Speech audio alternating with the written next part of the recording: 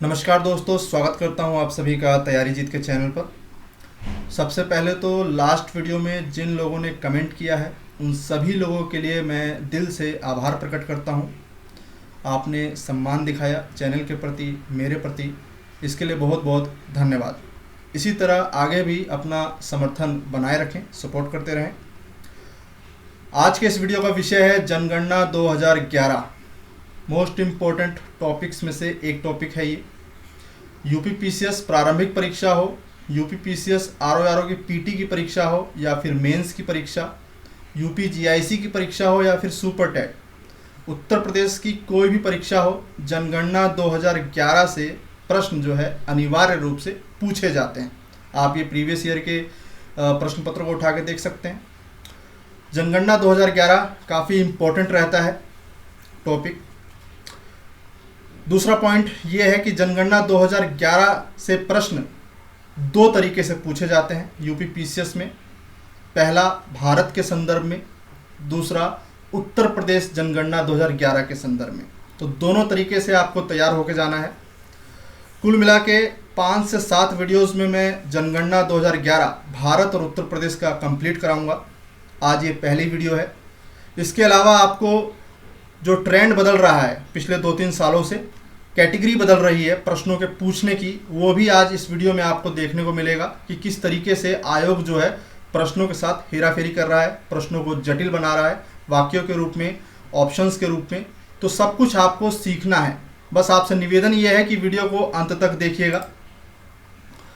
और ये वीडियो उत्तर प्रदेश से संबंधित सभी परीक्षाओं के लिए इंपॉर्टेंट है। आरओ के लिए तो पीटी और मेंस दोनों के लिए, और यूपीपीसीएस प्री के लिए, क्योंकि प्री में 7 प्रश्न पूछे जाएंगे, आरओ में पीटी और मेंस को मिला के 12 से 15 प्रश्न हो सकते हैं। तो जनगणना 2011 भारत और उत्तर प्रदेश अच्छे से तैयार करिएगा। क्वेश्चंस के फॉर्म में और कहीं कहीं नोट्स के रूप में मैंने तैयार किया है। जनगणना 2011 के अनुसार एकमात्र समुदाय जिसमें 2001 से लेकर 11 के बीच लिंगानुपात महिलाओं के पक्ष में रहा, बौद्ध धर्म, हिंदू धर्म, मुस्लिम धर्म, ईसाई धर्म। वीडियो को रोक करके सोच भी सकते हैं प्रश्नों में कि आपको उत्तर पता है कि नहीं। इस प्रश्न का उत्तर हो जाएगा, इंपॉर्टेंट क्वेश्चन है। सारे प्रश्न बहुत ही महत्वपूर्ण है, सिलेक्टिव है, प्रीवियस ईयर के पूछे गए प्रश्न है, ध्यान रखिएगा। तो यहाँ पर पहले का सही जवाब है ईसाई धर्म। ईसाई धर्म सभी समुदायों में एकमात्र ऐसा धर्म है जिसमें पिछले दशक में महिलाओं के पक्ष में रहा। लिंगानुपात 1023 महिलाएं थी प्रति 1000 पुरुषों पे। 1.5% की वृद्धि हुई है इस दशक। इंपॉर्टेंट है। मुसलमानों में, मुस्लिम संप्रदायों में 951, हिंदू में 939, ठीक है, 0.8% की ही वृद्धि हुई है। तो ये याद रखिएगा। प्रश्न आपसे ये भी पूछा जा सकता है कि सबसे कम वृद्धि किस समुदाय में या धार्मिक संप्रदाय में हुआ है, तो हिंदू में 0.8%। 2001 में हिंदू धर्म में जो लिंगानुपात था वो 2001 में 936 प्रति 1000 पर, 2011 में 939। डाटा को याद रखिएगा। जनगणना 2011 पूरी तरीके से डाटा पर आधारित है और यहीं से प्रश्न बनता है। वाक्यों से भी प्रश्न बनेंगे, आगे हम देखेंगे। तो पहला प्रश्न जरा ध्यान से देखें। 0.8% हिंदू धर्म में सबसे कम, सबसे ज़्यादा ईसाई धर्म में। जनगणना 2011 के अनुसार 2001 से 11 के बीच किस समुदाय की दशकीय वृद्धि दर सर्वाधिक रही? प्रश्न को ध्यान से पढ़ें। जनगणना 2011 के अनुसार 2001 से 11 के बीच किस धार्मिक समुदाय की दशकीय वृद्धि दर सर्वाधिक रही? बौद्ध धर्म, हिंदू धर्म, मुस्लिम धर्म, ईसाई धर्म। इंपॉर्टेंट क्वेश्चन रहेगा इस बार के लिए। सही जवाब है मुस्लिम धर्म। सभी धर्मों में 24.6%। अगर डाटा पूछ ले तो याद रखना है आपको, 24.6%। दूसरे का सी है। हिंदू धर्म की अगर बात की जाए तो 16.8%। जैन धर्म की सबसे कम। भारत में किस धर्म की दशकीय वृद्धि दर सबसे कम रही, ये प्रश्न पूछा जाए तो जैन धर्म। भारत में सबसे कम आबादी किस धर्म की है, तो जैन धर्म की। दोनों प्रश्नों का उत्तर जैन धर्म। 5.4% की वृद्धि हुई है मात्र। बौद्ध धर्म की 6.1%, ईसाई धर्म की 15.5%। सबसे ज़्यादा मुस्लिम धर्म 24.6%। Most important question. अगला प्रश्न देखिए जरा, ये एक प्रश्न पूछा गया है 2011 की जनगणना के अनुसार उत्तर प्रदेश में किस समुदाय में ऋणात्मक दशकीय वृद्धि दर्ज की गई है। आज के इस वीडियो में सारे प्रश्न भारत के संदर्भ में, ये एकमात्र प्रश्न जो है यूपी से मैंने लिया है। उत्तर प्रदेश से संबंधित जनगणना के वीडियोस अभी आएंगे। यहां पर इस प्रश्न का सही जवाब क्या होगा, ऋणात्मक यानी कि नेगेटिव में चली गई है यूपी के अंदर किस धर्म की जनसंख्या दशकीय वृद्धि दर प्रतिशत में। तो यहां पर सही जवाब हो जाएगा उत्तर प्रदेश में किस समुदाय में ऋणात्मक दशकीय वृद्धि दर्ज की गई। पता है आपको इसका आंसर? सही जवाब है ऑप्शन डी, सिख धर्म की। सिख धर्म की। अब यहां पर स्टेटमेंट वाला प्रश्न कठिन श्रेणी में मैं इसे दूंगा। जननांकीय संक्रमण की कुल 4 अवस्थाएं हैं, कथन 2। इसके प्रतिपादक थॉम्सन और नॉटस्टीन हैं। क्या है इसका उत्तर? सही जवाब है जननांकीय संक्रमण की कुल 5 अवस्थाएं बताई गई हैं। 5वीं अवस्था जो है कॉलिन क्लार्क ने जोड़ी है, ठीक है, और पहली 4 अवस्थाओं के प्रतिपादक थॉम्सन और नॉटस्टीन है। तो ये कथन बिल्कुल सही बात है, लेकिन 5वीं जो है अगर एक तरह से देखा जाए तो आयोग ने इसका आंसर केवल 2 माना है। होना तो चाहिए ऑप्शन डी, क्योंकि 5 अवस्थाएं मानी गई हैं और इनके प्रतिपादक थॉम्सन, नॉटस्टीन और कॉलिन क्लार्क होंगे। तीनों का नाम लिया जाना चाहिए, लेकिन आयोग ने 2 माना है। इस प्रश्न का उत्तर सही मायने में डी होगा, ना तो 1 ना तो 2, क्योंकि जननांकीय संक्रमण की कुल 5 अवस्थाएं बताई गई हैं, जिसमें से पहली 4 अवस्थाएं दी हैं थॉम्सन और नॉटस्टीन ने, और 5वीं अवस्था जोड़ी है आपकी कॉलिन क्लार्क ने। तो यहाँ पे डी होगा ऑप्शन, लेकिन आयोग ने ऑप्शन बी माना है, ठीक है। पहली 4 अवस्थाओं थॉम्सन और नॉटस्टीन ने दी हैं। अब ये प्रश्न काफी इंपॉर्टेंट रहेगा। कुल मिलाकर जननांकीय संक्रमण की 5 अवस्थाएं हैं, जिनमें से 4 अवस्थाएं आपके सामने दे रखी हैं। कौन सी अवस्था जो है गलत सुमेल है, ये बताना है आपको। पहली अवस्था, जन्म दर और मृत्यु दर दोनों उच्च रहती है। जब कोई देश प्रथम अवस्था में होता है तो उस देश में जन्म दर और मृत्यु दर दोनों ऊंची होती है, बढ़ती जाती है। दूसरी अवस्था है जन्म दर और मृत्यु दर दोनों कम रहती है, कम होती जाती है। तीसरी अवस्था है जन्म दर और मृत्यु दर प्रशंसनीय वृद्धि होती है इसमें। और चौथी अवस्था है स्थिर जनसंख्या वृद्धि। तो सोच लिया आपने, सही जवाब क्या होगा इसका? कोई एक गलत है, वो कौन सा है? पहली, जन्म दर और मृत्यु दर दोनों उच्च, बिल्कुल सही बात है। दूसरी, जननांकीय संक्रमण अवस्था जन्म दर और मृत्यु दर दोनों कम होती हैं। तृतीय अवस्था है जन्म दर और मृत्यु दर प्रशंसनीय वृद्धि, तो ये गलत है, प्रशंसनीय कमी होती है, प्रशंसनीय कमी। प्रश्न ये भी पूछा गया है यूपी SSSC में, भारत जननांकीय संक्रमण की कौन सी अवस्था पर है? पता होना चाहिए आपको इसका उत्तर। तीसरी अवस्था पर है अभी हम। भारत जननांकीय संक्रमण की तीसरी अवस्था का सबसे बेहतरीन उदाहरण है। यहाँ पर जन्म दर और मृत्यु दर प्रशंसनीय कमी हो रही है, ठीक है, यानी कि धीमे वृद्धि कहा जाए तो ये स्टेटमेंट गलत है, कमी हो रही है। चतुर्थ, स्थिर जनसंख्या वृद्धि, इसका उदाहरण हो जाएगा आपके पश्चिमी देश, जहां पर जो है जनसंख्या कंट्रोल में आ गई है। फ्रांस, जर्मनी, इंग्लैंड चौथी अवस्था के राष्ट्र हैं, विकसित राष्ट्र हैं। अब आगे बात करेंगे 5वीं अवस्था, जो कि इंपॉर्टेंट रहेगी एग्जाम के लिए।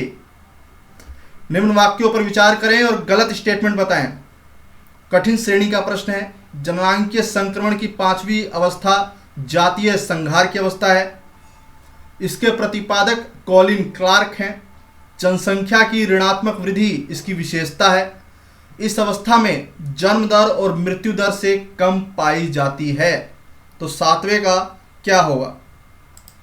7वें में सभी स्टेटमेंट सही है। जननांकीय संक्रमण की 5वीं अवस्था जातीय संघार की, बहुत बड़े मास जो है डेथ हो जाती है उसकी अवस्था है। इसके प्रतिपादक कॉलिन क्लार्क हैं। ऋणात्मक वृद्धि, नेगेटिविटी रेट चली जाती है, जनसंख्या की इसकी विशेषता है। इस अवस्था में जन्म दर और मृत्यु दर कम पाई जाती है। पिछले 2 सालों में यूपीपीसीएस में ऋणात्मक वृद्धि पे प्रश्न पूछे गए हैं, ठीक है, कि किस साक्षरता दर में ऋणात्मक वृद्धि दर्ज की गई है, जनसंख्या में ऋणात्मक वृद्धि दर्ज की गई है, इस तरह के प्रश्न। तो ये जो ऋणात्मक वृद्धि का कॉन्सेप्ट है ये कॉलिन क्लार्क ने दिया है 5वीं अवस्था के अंतर्गत जननांकीय संक्रमण के। यहाँ पे चारों स्टेटमेंट सही हैं। ऑप्शन ई होगा, कोई भी स्टेटमेंट गलत नहीं है, सभी सही हैं। एक और प्रश्न देखिए, इससे ज़्यादा कठिन प्रश्न नहीं बनेगा जनगणना 2011 के संदर्भ में। या तो सिंपल देगा, प्रश्न दे देगा, 4 ऑप्शन दे देगा, आपसे पूछ लेगा फला क्वेश्चन के संदर्भ में उच्च साक्षरता, लिंगानुपात, ठीक है, जनसंख्या दशकीय वृद्धि दर। लेकिन अगर प्रश्न को थोड़ा कठिन बनाना हुआ, कई सारे मल्टीपल ऑप्शन देने हुए, तो इस तरीके से फॉर्मेट तैयार हो सकता है। 2011 की जनगणना के अनुसार देश का लिंगानुपात 943 है। दूसरा स्टेटमेंट, 1991 में देश का लिंगानुपात 927 न्यूनतम था। 1900 जो है दशक में न्यूनतम रही। देश का सर्वाधिक लिंगानुपात वाला राज्य केरल है, 1084 प्रति 1000 पर। देश में सबसे कम लिंगानुपात राज्य केंद्र शासित प्रदेश हरियाणा है। तो चारों स्टेटमेंट आपने पढ़े, कौन सा स्टेटमेंट गलत है? पहला स्टेटमेंट बिल्कुल सही है। 2011 की जनगणना के अनुसार देश का लिंगानुपात 943 है। 1991 में देश के लिंगानुपात 927, जो कि इस पूरी शताब्दी में न्यूनतम थी 1900। देश का सर्वाधिक लिंगानुपात वाला राज्य केरल 1084 है वर्तमान में 2011 की जनगणना के अनुसार। अब यहाँ पे चौथा प्रश्न जरा देखिए, इसमें थोड़ा पेच दे दिया गया है। देश में सबसे कम लिंगानुपात वाला राज्य की अगर बात होगी तो हरियाणा होगा, लेकिन अगर ऑब्लिक डाल करके केंद्र शासित प्रदेश दे दिया परीक्षा में तो ये स्टेटमेंट गलत हो जाता है। जी हाँ, ये स्टेटमेंट गलत हो जाता है, क्योंकि देश में सबसे कम लिंगानुपात वाला केंद्र शासित और राज्यों में दमन दीव है। दमन दीव एक केंद्र शासित प्रदेश है। प्रति 1000 पर सिर्फ 618 ही महिलाएं हैं यहाँ पर, जो कि देश का सबसे न्यूनतम लिंगानुपात बना देता है इसको। हरियाणा की जगह क्या हो जाएगा? दमन दीव। अगर केवल राज्य की बात होती तो इसका स्टेटमेंट ये बिल्कुल सही हो जाता। देश में सबसे कम लिंगानुपात वाला राज्य हरियाणा है, जबकि ओवरऑल बात की जाए राज्यों को और केंद्र शासित प्रदेशों को अगर मिला लिया जाए तो दमन दीव सही आंसर हो जाएगा। अब आपको परीक्षा में ये ध्यान में रखना है कि आपसे पूछा क्या गया है। प्रश्न में अगर राज्य दिया हुआ है तो राज्य पे आपको विचार करना है। अगर प्रश्न दे दे कि निम्नलिखित में से राज्य ऑब्लिक केंद्र शासित प्रदेश के अंतर्गत, तब आपको जो है सबसे टॉप प्रायोरिटी पर चूज करना होगा। ठीक है, केंद्र शासित प्रदेश के आंकड़े भी अच्छे हैं कई मामलों में। तो यहाँ पर जैसे कि थोड़ा घुमाया गया प्रश्न, पेपर में आपको इसी तरीके से मिल सकता है प्रश्न। अगला देखते हैं, 2011 के अनुसार लिंगानुपात शीर्ष वाला राज्य। ये एक और तरीका है प्रश्न बनाने का, क्रमवार तरीके से आपको दे देगा और आपको सही आकलन लगाना होगा। सिंपल अगर पूछता तो आप आसानी से टिक कर लेते, क्रमवार लगाना है तो थोड़ा मुश्किल हो सकती है। और अब जो है परीक्षा में ऐसे प्रश्न बन रहे हैं। 9वें का सही जवाब क्या होगा? 2011 के अनुसार लिंगानुपात शीर्ष 4 राज्यों का क्रम लगाना है तो आप जानते ही होंगे केरल नंबर 1। तो यहाँ पे ऑप्शन ए और ऑप्शन सी और डी में कंफ्यूजन हो सकती है, तो पहले 2 तो आपको पता ही होने चाहिए हर हाल में। 9वें का यहाँ सही जवाब है ऑप्शन सी, केरल, तमिलनाडु, आंध्र प्रदेश, छत्तीसगढ़ और उसके बाद हो जाएगा आपका मेघालय। शीर्ष 5 लिंगानुपात वाले राज्यों की बात हो रही है। ऑब्लिक डाल के केंद्र शासित प्रदेश मैंने नहीं डाला है, इस बात का याद रखिएगा। प्रश्न क्या पूछा है? राज्य। केरल की है 1084, तमिलनाडु की है 996, आंध्र प्रदेश का है 993 और छत्तीसगढ़ का है 991 और 989 मेघालय का। ठीक है, और अगर केंद्र शासित प्रदेशों की बात हो जाए तो पुदुचेरी सबसे ज़्यादा 1037। केरल के बाद नंबर 2 पे हो जाएगा पुदुचेरी, उसके बाद हो जाएगा फिर आपका तमिलनाडु 996, फिर हो जाएगा आपका लक्षद्वीप 947, फिर हो जाएगा अंडमान निकोबार द्वीप समूह। ठीक है, इस तरीके से केंद्र शासित प्रदेशों के अलग क्रम बनता है, राज्यों का अलग। और परीक्षा में अब जो है दोनों को सुमेल करके दे देता है, राज्य ऑब्लिक केंद्र शासित प्रदेश।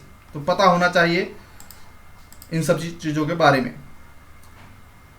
जो चीज़ें मैं बता रहा हूँ दोस्तों उस पर फोकस करिएगा। पेपर में जो है उसी तरीके पे जाकर के आप आसानी से प्रश्नों को हल कर सकते हैं और ज़्यादा से ज़्यादा परफॉर्मेंस आपका बेहतर होगा। अब यहाँ पर थोड़ा सा मैंने प्रश्न को कठिन बनाया है। निम्न में 2011 की जनगणना के अनुसार सर्वाधिक कम लिंगानुपात किसका है? सिंपल प्रश्न है। हरियाणा, चंडीगढ़, जम्मू कश्मीर, पंजाब। प्रीवियस ईयर का प्रश्न है। अब यहाँ पे राज्य और केंद्र शासित प्रदेश भी नहीं दिया हुआ है, सीधा ऑप्शन दिया हुआ है हरियाणा, चंडीगढ़, जम्मू कश्मीर, पंजाब। तो सही जवाब क्या होगा? सर्वाधिक कम लिंगानुपात। सही जवाब हो जाएगा चंडीगढ़। चंडीगढ़ मात्र 818, ठीक है, और हरियाणा 879 प्रति 1000 पे। तो सबसे कम पूछा है चंडीगढ़। चंडीगढ़ एक केंद्र शासित प्रदेश है, ठीक है। जम्मू कश्मीर 889 889 प्रति 1000 पर, और पंजाब आपका है 895। प्रश्न पूछा है सबसे कम लिंगानुपात, चंडीगढ़ सही जवाब हो जाएगा। प्रीवियस ईयर का प्रश्न है। अब यहां पर इसको ध्यान से देखिए, 3 से 4 बार इस पर प्रश्न पूछा गया है। शीर्ष 5 लिंगानुपात वाले केंद्र शासित प्रदेश: पुदुचेरी 1037, लक्षद्वीप 947, अंडमान निकोबार द्वीप समूह 876, दिल्ली 868, चंडीगढ़ 818। इसके अलावा एक प्रश्न जो है जनपद पर पूछा गया है। देश में एकमात्र जनपद जिसकी सर्वाधिक लिंगानुपात है वो है माहे। पुदुचेरी का हिस्सा है ये जनपद। 1176 महिलाएं प्रति 1000 पुरुषों पे। तो याद रखिएगा, प्रीवियस ईयर का प्रश्न है। माहे, पुदुचेरी, सबसे ज़्यादा लिंगानुपात पूरे देश में इस जनपद का है। सबसे कम लिंगानुपात वाले केंद्र शासित प्रदेश कौन से हैं? दमन और दीव, दादर नगर हवेली और चंडीगढ़। सबसे कम लिंगानुपात वाले केंद्र शासित प्रदेश, इस डाटा को याद रखिएगा। दमन दीव 618, दादर नागर हवेली 774, चंडीगढ़ 818। तो दोनों नोट डाउन कर लीजिए, इन पर प्रश्न बन सकता है। अब जनगणना 2011 के अंतिम आंकड़ों के अनुसार विचार करिए और कौन सही सुमेल नहीं है ये बताइए। लिंगानुपात के मामले में भारत 943, चाइना 926, पाकिस्तान 943, बांग्लादेश 1167 प्रति 1000 पुरुषों पे। कौन गलत है यहाँ पे? यहाँ पे चारों के चारों सही हैं, ठीक है, इसको ध्यान रखिएगा। प्रीवियस ईयर का एक प्रश्न है यूपी ट्रिपल एससी का। 2011 के अनुसार 0 से 6 वर्ष के आयु वर्ग के अंतर्गत सर्वाधिक कमी किस राज्य में दर्ज की गई है? तो सर्वाधिक कमी हरियाणा 834, पंजाब 846, उसके बाद आता है आपका जम्मू कश्मीर। पर हरियाणा और पंजाब ऑप्शन में ही नहीं है, तो इस तरह के प्रश्नों के लिए भी आपको तैयार रहना है। तो यहाँ पर जम्मू कश्मीर है, लेकिन अगर हरियाणा होता तो हरियाणा नंबर 1 पे और पंजाब नंबर 2 पे। इसके अलावा जम्मू कश्मीर पे प्रश्न इसलिए बना था क्योंकि जम्मू कश्मीर एकमात्र ऐसा राज्य था जिसमें 79 नेगेटिव में चला गया था। प्रश्न ये भी बना है कि सबसे ज़्यादा ऋणात्मक वृद्धि किस राज्य में दर्ज की गई पिछले दशक में 0 से 6 वर्ष की आयु के बीच में। यानी कि बहुत ही कम महिलाएं, यानी कि महिला बच्चे जो हैं वो पैदा हुए जम्मू कश्मीर में, बच्चियां, ठीक है। 1000 पर प्रति 1000 पे अगर कहें 0 से 6 वर्ष के संदर्भ में ऋणात्मक रही है, इसलिए प्रश्न पूछा गया था। एक और बेहतरीन प्रश्न, 2011 की जनगणना के अनुसार भारत की साक्षरता 73% है। 2001 की तुलना में साक्षरता दर 8.16% की वृद्धि हुई है। 2001 की तुलना में 2011 में भारत की 2001 की तुलना में साक्षर जनसंख्या में 36.15% की वृद्धि हुई है। साक्षरता की गणना हेतु 8 वर्ष की आयु वर्ग का मानक माना गया है। कौन सा स्टेटमेंट गलत है? पहला स्टेटमेंट सही है, दूसरा स्टेटमेंट भी सही है, 8.16% की वृद्धि हुई है साक्षरता दर में। 2001 की तुलना में साक्षर जनसंख्या में 36.15% की वृद्धि हुई है, ये भी स्टेटमेंट सही है। और अगला स्टेटमेंट, भारत में साक्षरता की गणना हेतु मानक वर्ष जो है वो 7 वर्ष रखी गई है, ना कि 8 वर्ष। 7 वर्ष या 7 वर्ष से ऊपर का कोई भी बच्चा बालक अगर पढ़ने लिखने में सक्षम है तो उसको साक्षर माना जाएगा। प्रश्न पूछा गया है यूपी ट्रिपल एससी में कि भारत में साक्षर किसे कहा जाता है। 4 तरह के ऑप्शन थे, तो साक्षर किसे कहा जाएगा? 7 वर्ष से ऊपर का वह बालक या व्यक्ति जो पढ़ या लिख सकता है। ठीक है, यह स्टेटमेंट गलत है। 7 वर्ष। अब यहां पर मैंने एक प्रश्न बनाया है जिसकी 3 कैटेगरी तैयार की है यूपी ट्रिपल एससी में और यूपी पीसीएस और यूपी पीसीएस आरओ में। इन्हीं कैटेगरी से प्रश्न बनेंगे। कैटेगरी 1 है, निम्न में से किस राज्य की साक्षरता दर उच्च है? प्रीवियस ईयर का प्रश्न है, साक्षरता दर उच्च है। बिहार, कर्नाटक, हिमाचल प्रदेश, उत्तराखंड। कोई केरल ऑप्शन नहीं है, तो आपको विचार करना होगा ऐसे प्रश्नों में। सही जवाब क्या हो जाएगा 16वें का? हिमाचल प्रदेश। हिमाचल प्रदेश, यहां पे सी हो जाएगा। अब यहां पर एक प्रश्न है,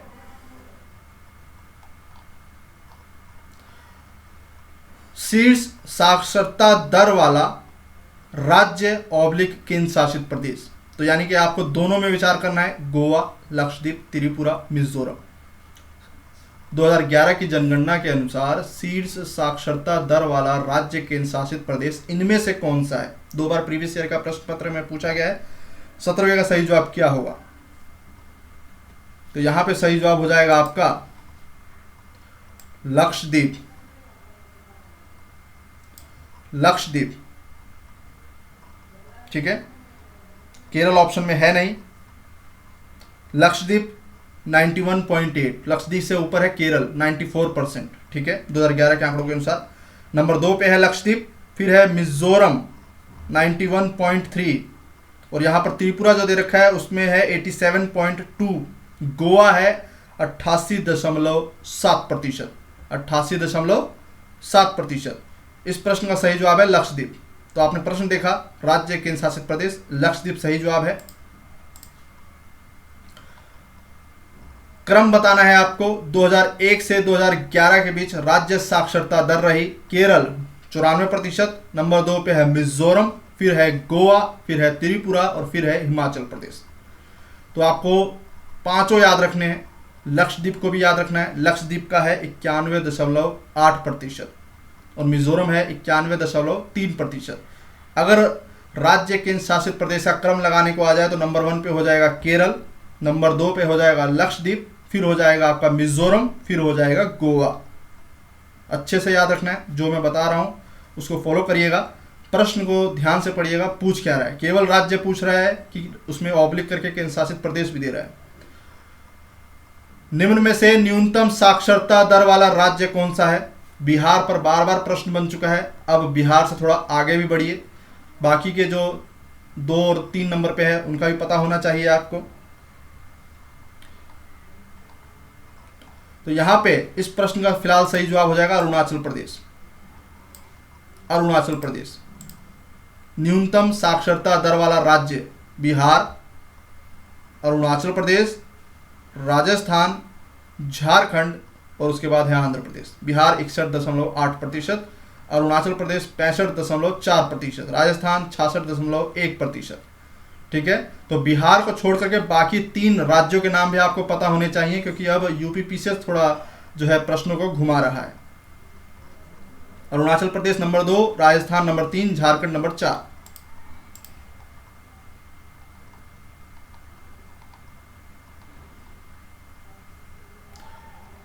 ये एक मोस्ट इंपॉर्टेंट क्वेश्चन पूछा गया क्वेश्चन है। 2001 की तुलना में 2011 में सर्वाधिक साक्षरता जनसंख्या प्रतिशत वाला राज्य केंद्र शासित प्रदेश कौन सा है? पहले तो इसका जवाब दीजिए। सर्वाधिक साक्षरता जनसंख्या वृद्धि की है जिसने 2001 की तुलना में, यह प्रश्न पूछा गया है। तो केरल इसका जवाब नहीं है। प्रश्न को जरा समझिए। प्रश्न बना है कि सर्वाधिक साक्षरता जनसंख्या वृद्धि प्रतिशत वाला राज्य कौन सा है। तो नंबर 1 पर हो जाएगा आपका दादर नागर हवेली, दादर नागर हवेली। और बिहार का परफॉर्मेंस भी अच्छा है। नंबर 1 पे दादर नागर हवेली। इस दशक में 119% जनसंख्या जो है साक्षर हुई है। सबसे ज़्यादा वृद्धि किसने की है? दादर नागर हवेली ने, 2001 से 2011 की तुलना में। उसके बाद है दमन दीव, यह भी एक केंद्र शासित प्रदेश है, 75.63%। और उसके बाद है बिहार। और ये प्रश्न जो है इम्पोर्टेंट है। अगर प्रश्न पूछा जाए कि 2001 से 2011 की तुलना में, ठीक है, 2011 की जनगणना के अनुसार दशकीय वृद्धि दर सर्वाधिक साक्षरता जनसंख्या में किस राज्य ने दर्ज की है? तो सही जवाब क्या हो जाएगा? बिहार। राज्यों में सबसे ज़्यादा साक्षरता वृद्धि करने वाले जनसंख्या में बिहार नंबर 1 पे पहुंच गया है।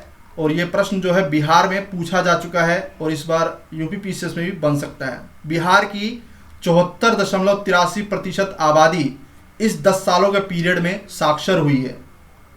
तो समझ रहे होंगे कि प्रश्न क्या पूछ रहा है। प्रश्न पूछ रहा है कि 2001 की तुलना में कौन सा राज्य ऐसा था जिसकी जनसंख्या ने सबसे ज़्यादा शिक्षित होने का प्रयास किया या फिर शिक्षित हुई है। सर्वाधिक साक्षरता जनसंख्या वृद्धि प्रतिशत वाला राज्य ऑब्लिक केंद्र शासित प्रदेश है। तो इसलिए दादर नागर हवेली 119%। लेकिन अगर सिर्फ राज्य पूछे तो नंबर हो जाएगा आपका बिहार। और सबसे न्यूनतम साक्षरता दर वाला राज्य इस समय कौन सा है? वो है बिहार। तो प्रश्न थोड़ा थोड़ा फर्क है। प्रश्न को मैं फिर से कह रहा हूं, ध्यान से पढ़िएगा, पूछे गए प्रश्न है, थोड़ा सा घुमा सकता है।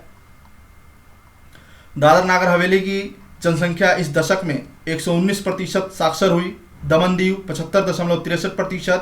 और बिहार, जो कि मैं बार बार कह रहा हूं सबसे ज़्यादा शिक्षित हुआ है इस दशक में, वो बिहार राज्य की जनसंख्या है 74.83%। इसके बावजूद न्यूनतम साक्षरता दर वाला राज्य कौन सा है? बिहार है। ठीक है, तो दोनों अलग प्रश्न है, दोनों का उत्तर बिहारी है, लेकिन पूछने का तरीका अलग है। ठीक है, 2011 के अनुसार शीर्ष स्त्री साक्षरता वाले राज्य केंद्र शासित प्रदेश कौन सा है? लक्षद्वीप, मिजोरम, गोवा, त्रिपुरा। इसके अलावा मैं ये भी बता दूं, बिहार पीसीएस में ये प्रश्न जो है इसलिए पूछा जा रहा है क्योंकि ये एक बड़ी उपलब्धि है। पूरे देश के संदर्भ में देखा जाए राज्यों के मामले में तो बिहार ने बहुत ज़्यादा उछाल मारा है एजुकेशन को लेने के लिए, इसलिए ये प्रश्न इंपॉर्टेंट है। 2011 के अनुसार शीर्ष स्त्री साक्षरता वाला राज्य केंद्र शासित प्रदेश कौन सा है? 22वें प्रश्न का सही जवाब क्या हो जाएगा?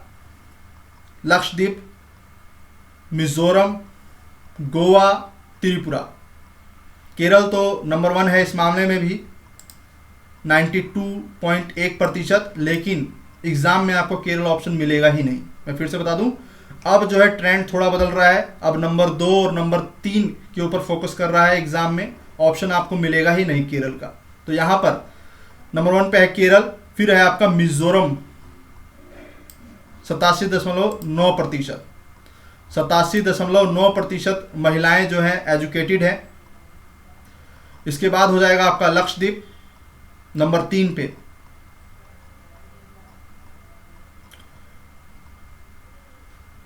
फिर है आपका गोवा और फिर है आपका त्रिपुरा। फिर से मैं एक बार रिवाइज करा दूं, नंबर 1 पे है केरल 92.1%, मिजोरम 89.3%, लक्षद्वीप 87.9%, गोवा 84%, त्रिपुरा 82.7%।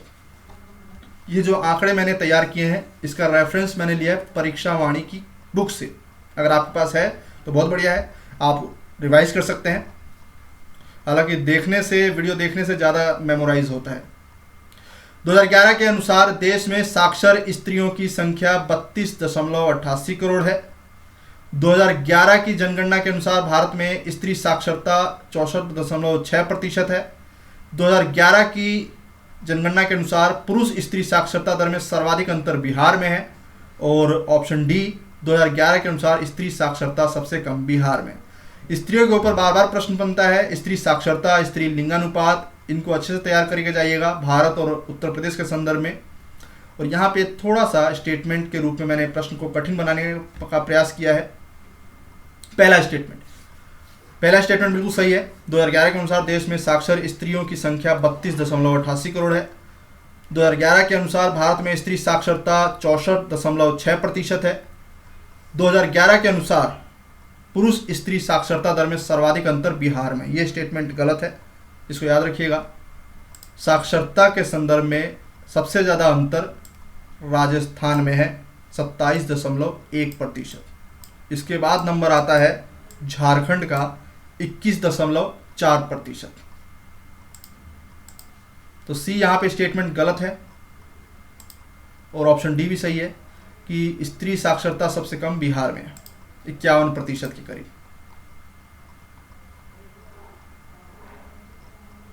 न्यूनतम पुरुष स्त्री साक्षरता दर में अंतर वाला राज्य। अब यहाँ पे प्रश्न क्या पूछा है कि पुरुष और स्त्री के बीच में साक्षरता दर में अंतर वाला राज्य, यानी कि दोनों ही एजुकेटेड हैं। सबसे बड़ा अंतर तो हमने देख लिया, राजस्थान में है, गैप है 27.1% का। अब न्यूनतम पे अगर प्रश्न बन जाए तो इसका जवाब क्या होगा कि मेघालय, उत्तर प्रदेश, नागालैंड, केरल। तो सही जवाब हो जाएगा मेघालय। मात्र 3.1% का अंतर है। इसके बाद नंबर आता है मिजोरम और केरल संयुक्त रूप से। इन दोनों राज्यों का जो है एक ही आंकड़ा है 4%। इंपॉर्टेंट है, याद रखिएगा। न्यूनतम पुरुष स्त्री साक्षरता दर में सबसे अच्छा प्रदर्शन जो है किया है मेघालय ने, केवल 3.1% का ही अंतर है पुरुषों और स्त्रियों के एजुकेशन के बीच में। इसके बाद है मिजोरम, केरल 4%, फिर है नागालैंड चौथा राज्य, ठीक है। नंबर 1 पे मेघालय, नंबर 2 पर मिजोरम और केरल संयुक्त रूप से 4% और नंबर 3 पर नागालैंड 6.7%। देश में उच्च साक्षरता वाला जनपद कौन सा है, पूछा गया प्रश्न है। सरचिप मिजोरम 98.76, केरल से भी ज्यादा, ठीक है। लेकिन यहाँ पे जनपद की बात हो रही है। देश में सबसे उच्च साक्षरता वाला जनपद 2011 के अनुसार सरचिप है, मिजोरम। और न्यूनतम मध्य प्रदेश का अलीराजपुर है 37.22%, न्यूनतम साक्षरता वाला जनपद, ठीक है। तो आज के इस वीडियो को यहीं रोकते हैं। ये पहला वीडियो था। अभी 5 से 6 वीडियोस अभी जनगणना पर और आएगी। भारत को कंप्लीट करेंगे, फिर उत्तर प्रदेश पर आएंगे। और ये वीडियोस जो हैं ये समान रूप से उत्तर प्रदेश के सभी एग्जाम्स के लिए इंपॉर्टेंट रहेंगी। वीडियो को देखने के लिए बहुत बहुत धन्यवाद। वीडियो को लाइक करिएगा और अपने कम से कम एक दोस्त के साथ शेयर जरूर करें। धन्यवाद।